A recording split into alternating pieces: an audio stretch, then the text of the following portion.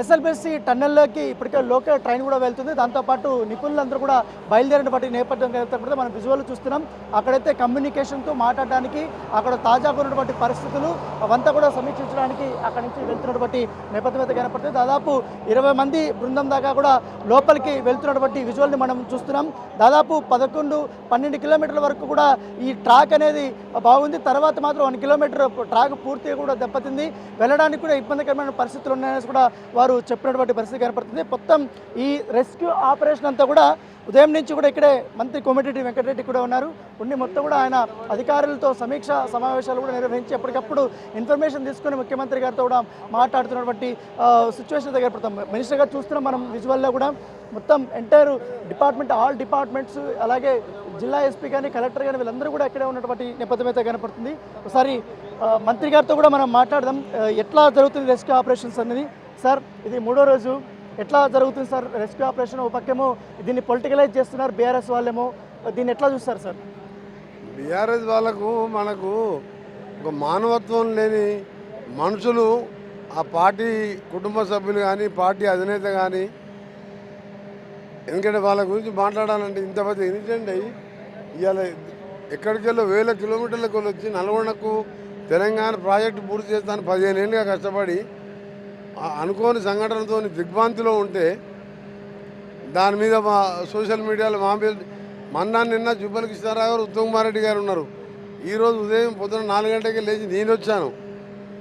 మా కలెక్టర్స్ ఉన్నారు, నాగర్ గారు, నల్గొండ కలెక్టర్, ఎస్పీలు ఉన్నారు, డాక్టర్స్ ఉన్నారు. ఇప్పుడు ఇంతమంది ఆశ్చర్యంలో ఉండి ఆందోళనలో బాధపడుతూ అయ్యో పాపం 8 మంది 3 రోజులైంది జాడలేదని చెప్పి మేము ఏడుస్తుంటే వాళ్ళు రావాలంటే బతికి రావాలని చెప్పి కూడా ఆ దేవుని ప్రార్థిస్తున్నాం.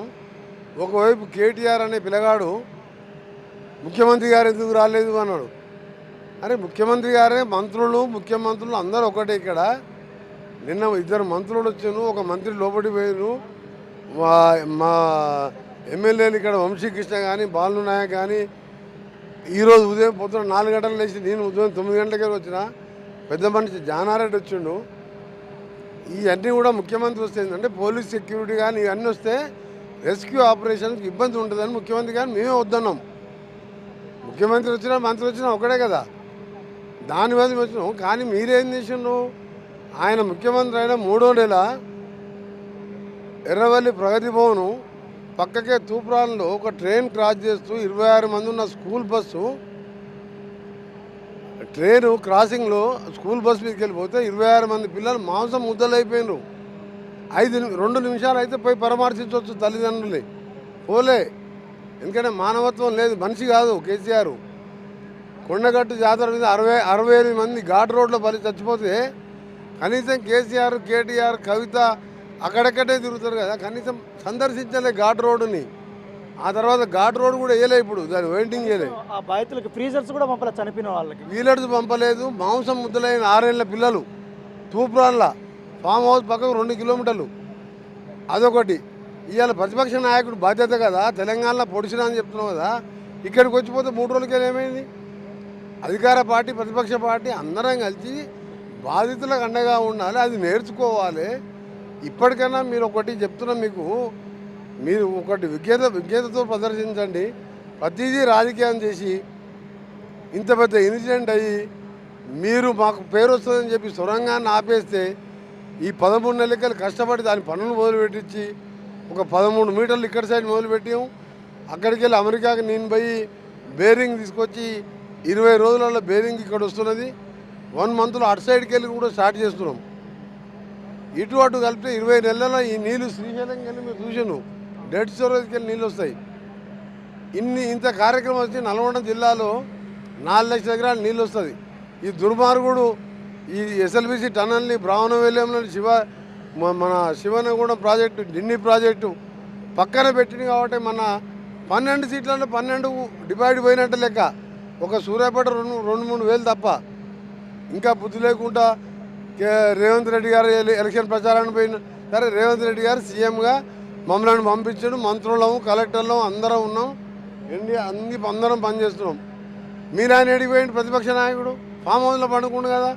మీకు ఎమ్మెల్యే బీఆర్ఎస్లో పోటీ చేయడానికి క్యాండిడేట్ లేరు కదా, మన ప్రతిపక్ష నాయకుడు రావచ్చు కదా కారేసుకొని. నిన్నడం మనం అన్నాడు కదా, నేను కొడితే మామూలుగా ఉండదని చెప్పి ఒక మాట అన్నాడు. కాంగ్రెస్ గ్రాఫ్ తగ్గిపోయింది అన్నాడు. మరి ప్రతిపక్ష నాయకుడు అంటే ముఖ్యమంత్రి తర్వాత ప్రధాన పాత్ర. ఇవాళ ఎందుకు వచ్చి వాళ్ళ కొడుకు రాలే, అల్లుడు రాలే, బిడ్డ రాలే, కేసీఆర్ రాలే, ఎందుకు రాలే ఇక్కడికి? మేమైతే 3 రోజులకి వెళ్ళి మా ఆఫీసర్లం, మినిస్టర్లం, జూపల్లి కృష్ణారావు అంత రిస్క్ తీసుకొని చనిపోయే వరకు పోయింది లోపలికి. నేను కూడా పోతా అంటే వాళ్ళు ఇంజనీర్స్ ఉండి అలా వాటర్ ఫ్లడ్ ఎక్కువ ఉన్నాను సార్, మీరు వద్దు మీరు అని చెప్పి నేను వాళ్ళందరికీ వాటర్ క్యాన్స్, వాళ్ళకి ఏమేం కావాలి, వైఫైకి వెళ్ళి పనిచేస్తున్న కానించి జయప్రకాష్, రాబిన్స్ కంపెనీ కలెక్టర్లతోని ఎంట ఉండి వాళ్ళెమ్మడే ఏదో లైట్గా టిఫిన్ చేసినట్టు చేసుకుంటా ఆఫీసర్స్ అందరికీ ఇక్కడ పనిచేసే స్టాఫ్కు భోజనాలతో సహా ఆ కుటుంబాలకు కూడా ధైర్యం చెప్పే కార్యక్రమంలో భాగంగా ఇక్కడ ఉన్నాం. అందుకని మాకు నమ్మకం ఉన్నది, దేవుని దయ వల్ల వాళ్ళందరూ కూడా బతికి బయటకు వస్తారని, బయటికి రావాలని కూడా ఆ దేవుని ప్రార్థిస్తున్నాం. సార్, మిగతా ప్రమాదాలకి డిఫరెన్స్ దీనికి చాలా డిఫరెన్స్ ఉంది. గతంలో టన్నెల్ ప్రమాదాలు చాలా జరిగాయి, కాకపోతే ఇక్కడ వాటర్ ఎక్కువ ఉంది, బురద ఎక్కువ ఉంది, లోపలికి వెళ్ళలేనటువంటి సిచ్యువేషన్, విజిబిలిటీ కూడా చాలా తక్కువ ఉంది అంటున్నారు. ఎట్లా టీంలన్నీ కూడా ఎట్లా మేనేజ్ చేస్తున్నారు సార్? ఉత్తరాఖండ్లో 17 రోజుల పాటు 41 మంది ఆ రోజు ప్రాణాలతో బయటకు వచ్చారు. ప్రపంచంలో ఇలాంటి ఘటనలు టన్నెల్లో జరుగుతుంటాయి. జరిగినప్పుడు దానికి సంబంధించిన మేధావులందరినీ కూడా పిలిపించడం, ఎన్డీఆర్ఎఫ్, ఎస్డీఆర్ఎఫ్, గరుడ, ఆర్మీతో పాటు అమెరికా ఇంకా ఇతర దేశాల్లో కూడా ఎవరైనా దీన్ని ఎక్స్పర్ట్లో ఉన్నారా అని వాళ్ళతో కూడా ఉత్తమ్ కుమార్ రెడ్డి గారు మేము అంతా ఎంక్వైరీ చేస్తున్నాం. మేము ప్రతి జాగ్రత్తగా ఇక్కడనే ఉండి మేము ఎందుకు వర్కౌట్ చేస్తున్నామంటే మాకు కొద్దిగా ఆశ ఉన్నది వాళ్ళు బతికి బయటపడతారని. మన కోసం ఉత్తరప్రదేశ్, జార్ఖండ్కి వెళ్ళి 4, ఉత్తరప్రదేశ్కి వెళ్ళి 1, మొత్తం పంజాబ్కి వెళ్ళి మొత్తం 8 మంది. ఎంత బాధ ఉండాలి చెప్పండి. వాళ్ళేమో రాజకీయాలు చేస్తున్నారు, వాళ్ళు చనిపోతే బాగుండు, ఈ గవర్నమెంట్ పోతే బాగుండు. ఈ ప్రాజెక్ట్ని బండబెట్టింది వాళ్ళు. నేను శాంక్షన్ చేయించుకున్నా గ్రావిటీతో 4 లక్షల ఎకరాలంటే ఇవాళ మళ్ళీ మాట్లాడుతున్నంటే అసలు మనిషి అనేవాడు ఉన్నాడా అనిపిస్తుంది ఒక్కోసారి. మాయమైపోతున్నాడమో మనిషి అనేవాడు అంటే బీఆర్ఎస్ పార్టీ కేటీఆర్ చూసినాక అనిపించింది ఈ మనిషి అనేవాడు. ప్రతిపక్షాలు ఈ తెలంగాణలో నిజంగా దుర్భాగ్యం ఏంటంటే అన్నదమ్ములు బామ్మని ఇంతమంది దూరం కదా పాలించిన 10 ఏళ్ళు వచ్చి చూసిపోతే ఏమైంది, ఆ కుటుంబాలకు ధైర్యం చెప్పిపోతే ఏమైంది. అందుకని ఎక్కువ వాళ్ళ గురించి తిట్టొద్దు అనుకున్నా, కానీ ఇవాళ ముఖ్యమంత్రి గారిని విమర్శించింది కాబట్టి మాట్లాడుతున్నా. ముఖ్యమంత్రి గారే మమ్మల్ని పంపించాను. ముఖ్యమంత్రి గారు వస్తే ఇక్కడ రెస్క్యూ ఆపరేషన్ ఇబ్బంది అవుతుంది. మేమైతే సింపుల్గా వర్కర్స్లో పోలీసుతో కలిసి ఉండి పని చేపిస్తాం. ఎటువంటి హడల్స్ ఉన్నాయి సార్ లోపల? ఏమంటున్నారు లోపలికి వెళ్ళిన వాళ్ళు? బురద వాటర్ ఎక్కువైంది కాబట్టి ఉన్నది. రేపటికి వెళ్ళి ఆ డివాటరింగ్ ఇవాళ నైట్ కంప్లీట్ చేసి ఇంకొక 100 HP మోటార్ కావాలని ఉత్తమ్ కుమార్కి చెప్తే ఆయన అరేంజ్ చేస్తానని వేరే కాంట్రాక్టర్ తెప్పించి ఆ వాటర్ డివాటర్ అయితే రేపటికి వెళ్ళి ఆ కన్వేయర్ బెల్ట్కి వెళ్ళి ఆ సిల్ట్ బయటికి తీస్తే అప్పుడు మనకు వాళ్ళు ఎక్కడైనా మూలకు పట్టుకొని ఉన్నారా ఏమైంది అనేది మనకు క్లియర్గా తెలిసిపోతుంది. రేపు నైట్ వరకు క్లారిటీ రావచ్చు. సో ఇది మంత్రి గారు చెప్తున్నారు. ఎందుకంటే అహర్నిశలు దాదాపు 3 రోజుల నుంచి కూడా మంత్రులందరూ కూడా వచ్చారు. ఏకంగా నేను కూడా ఉదయం 4 గంటలకే వచ్చాను. అధికారులతో అందరితో కూడా సమీక్షా సమావేశాలు నిర్వహిస్తున్నాను. ఇప్పుడు కూడా ఎప్పటికప్పుడు అధికారులతో కూడా నేను మాట్లాడుతున్నాను. లోపల వాళ్ళ అధికారులు ఎదుర్కొన్నటువంటి అన్ని విపత్కర పరిస్థితుల గురించి కూడా నేను మొత్తం ఎంక్వైరీ చేశాను, మొత్తం ఫీడ్బ్యాక్ తీసుకున్నాను. వెంటనే ముఖ్యమంత్రి గారు కూడా నేను తెలియజేశాను. వీరికి ఎటువంటి ఎక్విప్మెంట్ కావాలన్నా, ఎలాంటి నిష్ణాతులు కావాలన్నా వెంటనే కూడా మేము తెప్పిస్తున్నామనేసి కూడా వారు చెప్తున్నటువంటి నేపథ్యం అయితే కనపడుతుంది.